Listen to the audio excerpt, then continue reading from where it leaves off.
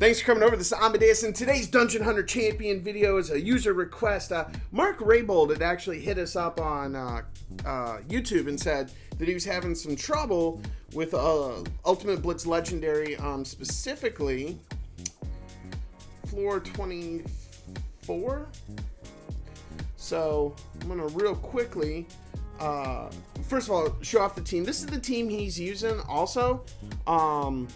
So I'll go through the gear at the end of the video, or at least at some point during the video. But this team pretty much works from start to end for me. At least it did last month and the month before, right? So maybe things have changed this month and there's been some edits. So I want to go through and make sure. Now the whole key to this team really is keeping the crowd control up with Savage and the Light Archangel. So the Light Archangel silences, and the Dark Scanned Berserker provokes. So if you look at the enemies on the screen, you should always see them between either a silencer or provoke, so that we're stopping them from using their skills. And Amodeus is on the team specifically to help facilitate that. Now Amodeus OGD doesn't really do a lot, but he does have he has a skill and a leader skill that both improve skill cooldown reduction, so it allows us to keep all this crowd control up as much as possible. And then we do have the Water Magic Girl in there because she does lower defense, which helps Rona actually finish off most of the opponents. Now Rona also adds a lot of ongoing damage, so that's super nice too, if she does the strip. But for her, it's really not necessary to do the strip. I'm sorry, it's super necessary for her to do the strip. It's not as necessary for her to land the ongoing damage, because I know that there's like especially in Legend, like these cats just have so much defense, so much HP, it just takes a while to do it. So a lot of what happens is you're just constantly wearing them down. Again, when you're in these these prolonged or protracted battles with champions, it's so important to have skill cooldown reduction as a priority. Now I do sometimes run this team with the Nature Greater Demon, right? But when I do that, I usually run Hoshi on the team as my stripper and as an additional cooldown champion. But since I went through and redid Savage and really got him super tanky, I think this is the better comp. But those are options for you. You can definitely use the Greater Demon as the leader skill, and then throw in Hoshi or another champion with skill cooldown reduction in there if you don't want to use Rona. Because I understand, like, there's a certain point with Dungeon Hunter Champions where it gets a bit stale, right? Because you're doing the same thing with the same champions over and over. Now, I did a whole bunch of summons yesterday, hoping to get something good, and I'll show you what we got here.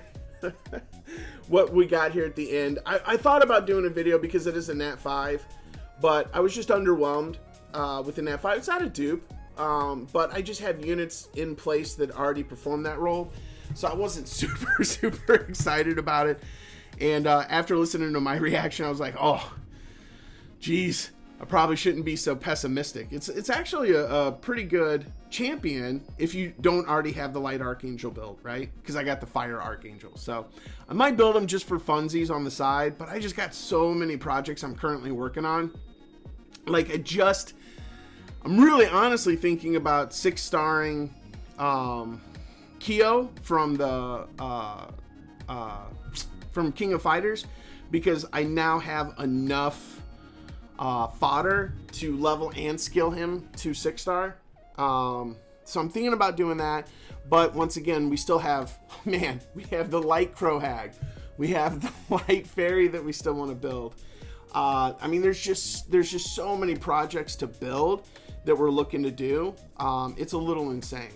So that's pretty straightforward. It's just this crowd control. That's really all it is. I think that if you're using this team and you're struggling, I think the majority of your issue is really going to be gear. And I think I don't want to say for certain, but when I show you my gear, I'll show you what I mean, because it's not just about having these units skilled up and geared and 6-starred. They do need specific gear, adept, of course. Now here's the one that they were struggling with, but you need to make sure that they also have like their costume skilled up. Like I have the costume skills for the Light Archangel. That gives him just a little bit more. He's the only one though. But here we go. So this, if you see over here, there's a lot of nature here. So last month this wasn't a problem. So we're gonna go in here and see if this is gonna be a problem for us this month. I'm not using my chair today because I thought it squeaked too much in the last video. So got a little bit different voice positioning as we're standing up at the desk today. All right. Okay, so what we're really doing is we're just keying in to make sure that we are crowd controlling these champs. And I'll be honest, there's a little bit of a miss here in the crowd control. So I can definitely, and I think both of my champions are above 80% accuracy. The Light Archangel and the Scan Berserker. So I want to say Scan Berserker is like 81. So we should actually see that very consistently. And there were definitely some gaps there with the against the Nature Dryads. So I can see where that might have been an issue. Okay, I figured there'd be more damage coming in from the Ronas, or from the Sigrons. Alright, see, the key here is, are we going to keep them provoked? We are. It's provoked and silenced. Nope. Oh, gapped, and now he's just running wild on us. Still not that big, not that shocking. It's kind of running like last month. So, Mark, I don't know, man. It might be gear. I think these are the right units. Let's go ahead and after this run, we'll just go right through that gear, okay? And just kind of maybe take a look at it. They're all on adept, right? So let's just take a step back and let's look at that gear real quick. Main menu. Hey guys, they obviously dropped 2 new champions, the clerics and the these no, I don't want to buy your packs, man. The clerics and like the dread berserkers or whatever. I have had some mixed feedback from the community at large, but let me know what you guys think about them if you have them in the description below, because I was gonna do a review of them, but I haven't gotten any. So I was reaching out, and I really, like I said, I got some mixed feedback. So I'd like to hear more from the community. Usually, if you reach out, especially like to folks in Alliance or in Epic Gaming, once you answer questions or once you ask questions and they give you, that's usually like boom, that's the line that everybody's gonna kind of take on the usefulness of the champions. But in this particular instance, I just got some mixed feedback around it. So I'd love to hear what the community thinks about it as well. Now let's take a look at these champions that we brought in here. So first and foremost, we'll go ahead and look at Rona. This is Rona's stats. So, as you can see, it's like her accuracy is very secondary for her. She's all about having crit rate, crit damage, and attack. And her gear is Adept Precise. And see, you can see right there, it's just crit rate and attack. And attack, crit rate. Look at that. Little smidgen of crit damage on there. That's not bad. Okay, here's a crit rate accuracy. It's actually really good. That would be a great washi rune, I think, or a gear piece, I think. Crit rate, crit damage on attack.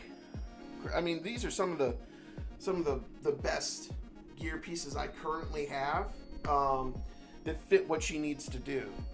So for me, that's a good thing. I like that. Now I have 2 water magic girls, but as you can see, they're both set up the same, except for this Yuko has lower accuracy, so this is not the one that I use. I actually use the one with more accuracy, and I do that because that lower defense is really important in Ultimate Blitz. But once again, I mean, if we look at gear, it's going to be Adept, Precise, And in this particular instance, we do go HP, HP, HP, and then look for everything else in the substats. And I'll just go show those real quick. Someone's gonna ask for it.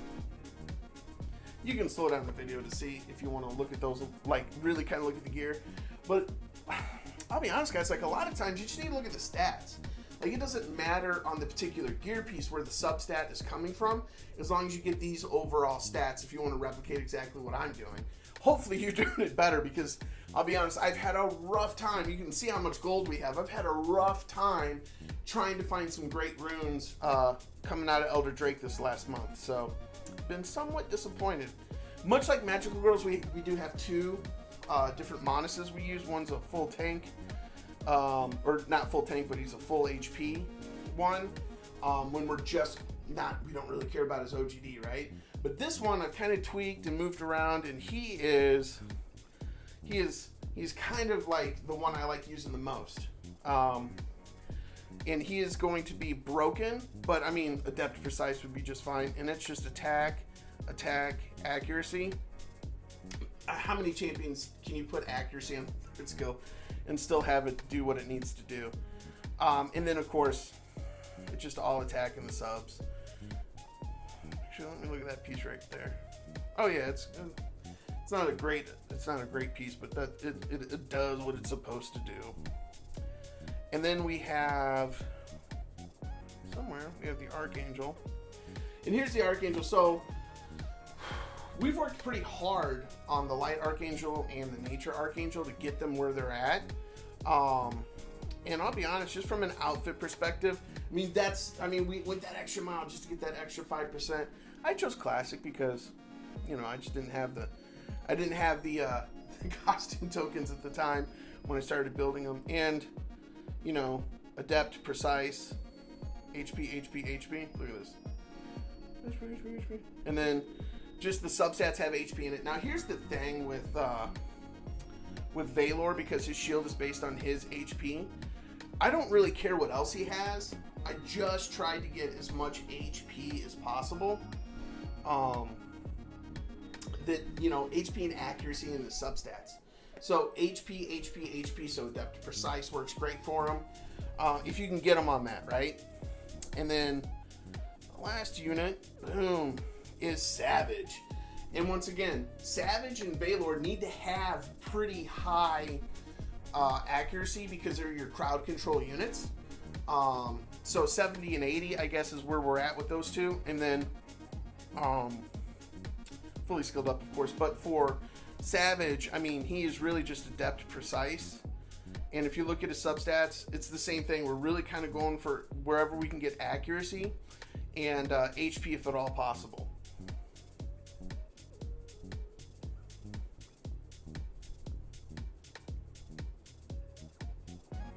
Yeah, see on this one, HP, defense, HP. Now, I'll tell you what, I would rather have him on HP on this one, but I know that he's on this because I didn't have another HP piece for that spot, and then HP.